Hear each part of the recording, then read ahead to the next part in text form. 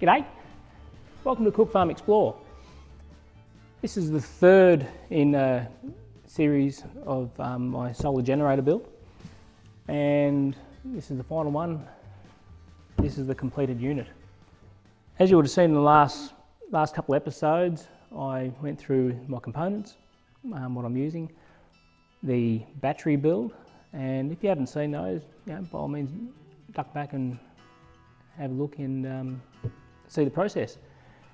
So in this one, I just wanted to go through the build process to this stage, and it all started with the box. So first up, I was looking for a suitable box, and I had a couple of eskies, like my Coolman style eskies that I'd had sitting around for ages. Because I use angles now, I very rarely use these eskies, so I thought that would be great to use. Now, I started to do a bit of a dry fit in and see how it all went together. And in the end, I was a little concerned about how tight a space it was to work within, and the thickness of the walls made it difficult for actually fixing these outer components to said box. So I purchased this through Bunnings. I'll stick a link down there on what size it is, because I can't remember off the top of my head. It's been probably 3 months since I've finished building this, and I've done a bit of road testing with it, and hasn't missed a beat. So I suppose the first thing that I wanted to try and achieve was I did a dry run sort of fit out inside, and made it all roughly where I wanted it to sit inside the box.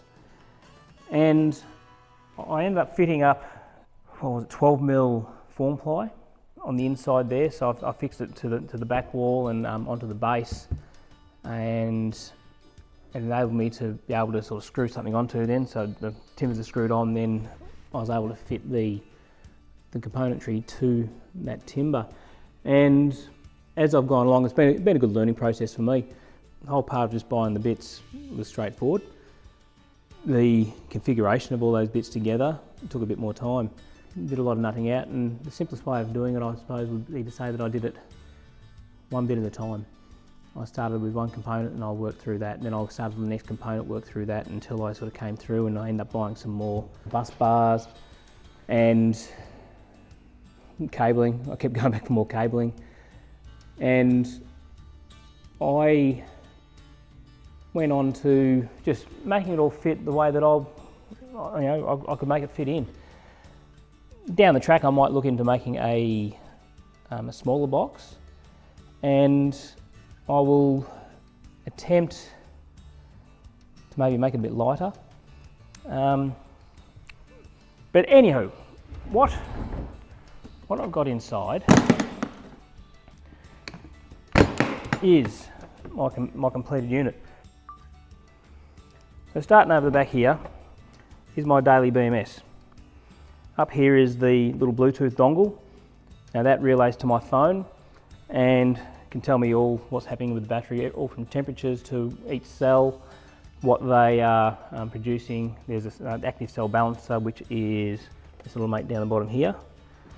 And that all goes through to this battery. Now, on the top here, what I've done is I've insulated the top of the battery with foam, and I've taped it down, and then I've simply ran this bit of, I had a bit of spare form ply that I've cut and I've fixed to the top, and it's just a couple of little cable ties onto the straps that hold the battery in place.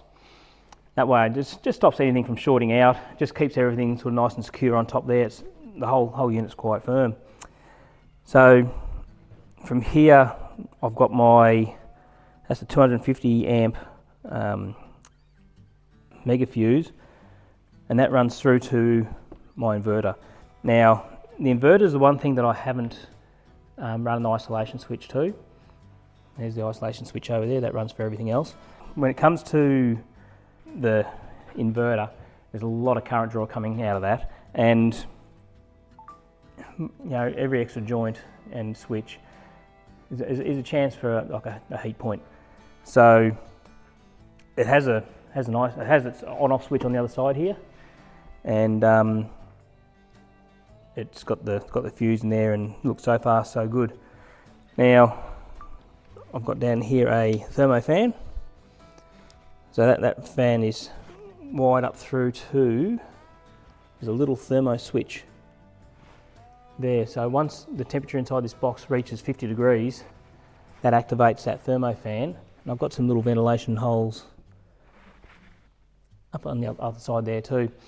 So, you know, hopefully in theory it should keep everything nice and cool. My BC to DC red arc is down the bottom here, and I have that running through to my Andersons here. That's off my alternator in my car. This one is for solar. What I'm going to do is I'm going to put a little, get a little label maker, and I'll actually label those so it knows what's what.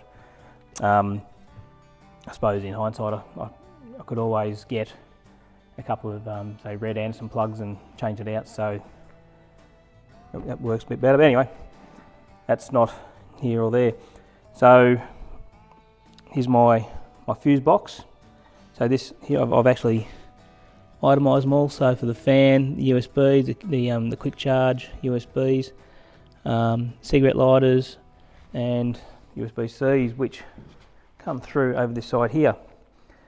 So there's my two cigarette lighter style inserts. Then I have my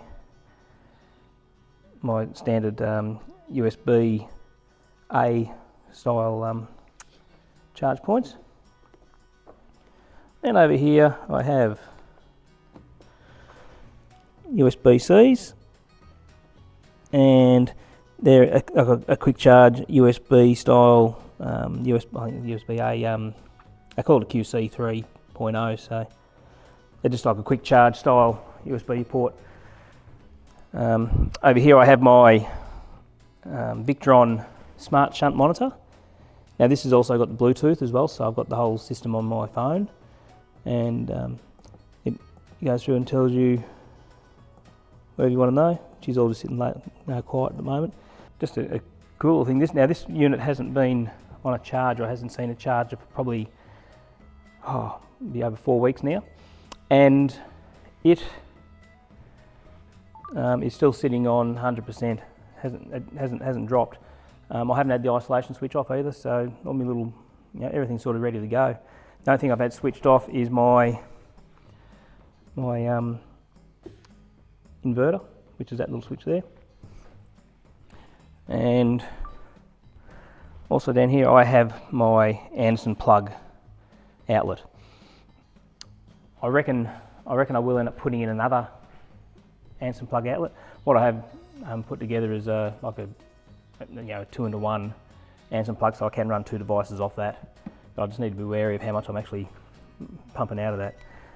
And down here I have my outlet for my inverter. So that's been wired in, runs off a lead, and actually plugs in to the inverter there. So it just saves having to try and find open things up to get to the inverter. So this one here is the 60 amp main fuse for the isolation switch, which then goes through that small multi-blade fuse block to then fuse all these 12 volt outlets and the USB outlets. This one here goes to the 50 amp Anderson plug outlet. Then down here is my Victron smart charger.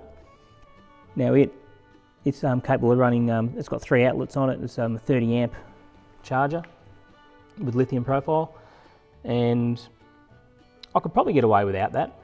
I did use it when I was travelling with Trace. We did a trip to Queensland. Now this unit itself has done, it would have done over 5,000 k's now in the cruiser.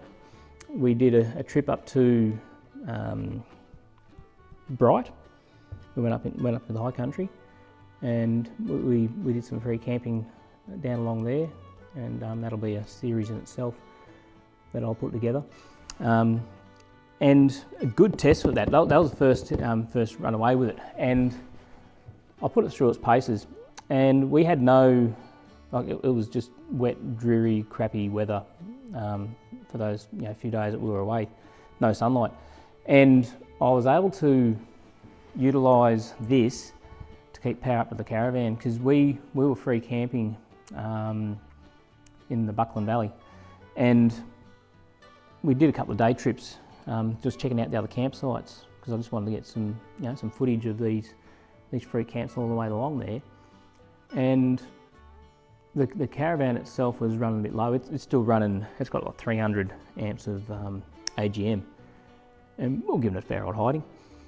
But I thought I might try generating some power back into the van, and off the inverter on this I was able to plug this direct into the caravan and use this to transfer power into my batteries in the van, and did not miss a beat, and it charged them up spot on.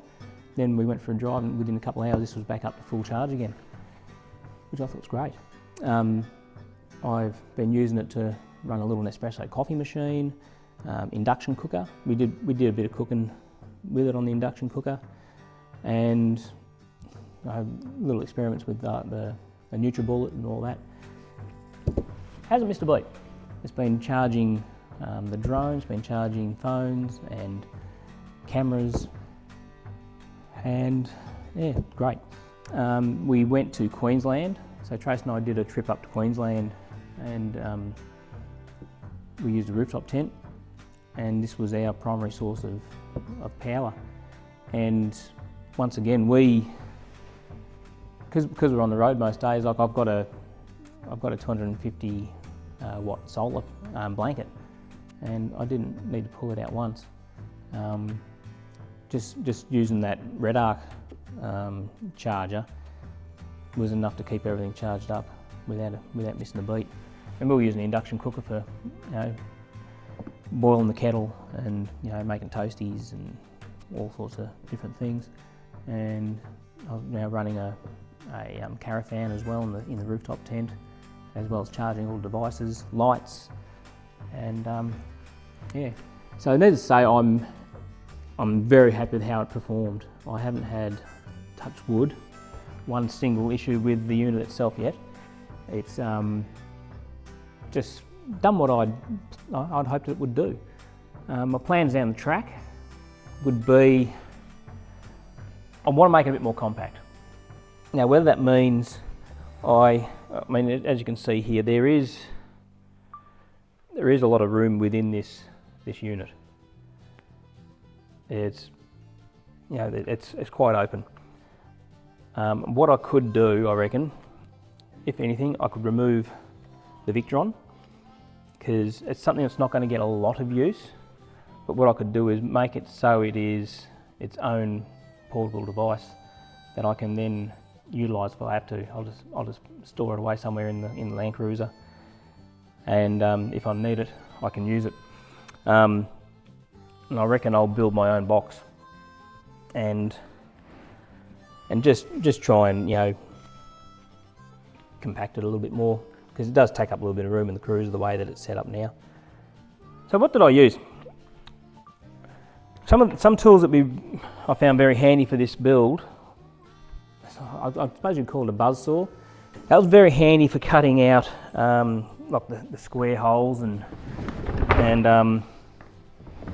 these outlets here where you haven't sort of cut out square sections, and it's just very, very handy. It's like a plunge saw. I've had it for years. I haven't got it with me at the moment. Hole saws. So I have a few different size hole saws. Crimpers, good quality crimpers. Soldering iron, Stanley knife. You're going to need plenty of cabling. I don't know if I even showed you too. I've got the So down here that's the shunt. So this is the Victron Smart Shunt 712, I think it is. Yeah, so it's the BMW 712 Smart Battery Monitor. That's the heart of the system for reading what your battery performance is, you know, putting in and putting out. And all your negatives run through this. And then that runs through to the back of the monitor here and gives you all the information you need. It does need to be set up. So once you've got it in there, you need to go through and set it up to get it working right. So yeah, so I run both the daily and the Victron apps on my phone. This one down here is what I've used for all the, yeah, so that down here is all the negatives for my my charging side of things. Then that one goes down through into the back of the smart shunt there. Up to date, nothing has given me any issues. Everything's been working as it should do, and I'm absolutely stoked with it. It's been a fun little project, and it's given me sort of the incentive to try and do a few more. So yeah, if you've enjoyed this, yeah, look, hit the subscribe. There's going to be a few more builds along the way. I've got some travel ones coming up. Exciting for me because I don't get away that much. And any questions, hit me up. I'll answer them as best as I can, and I will keep you informed on how this all performs. But until the next one, thanks for watching. I'll see you in the next one. Cheers.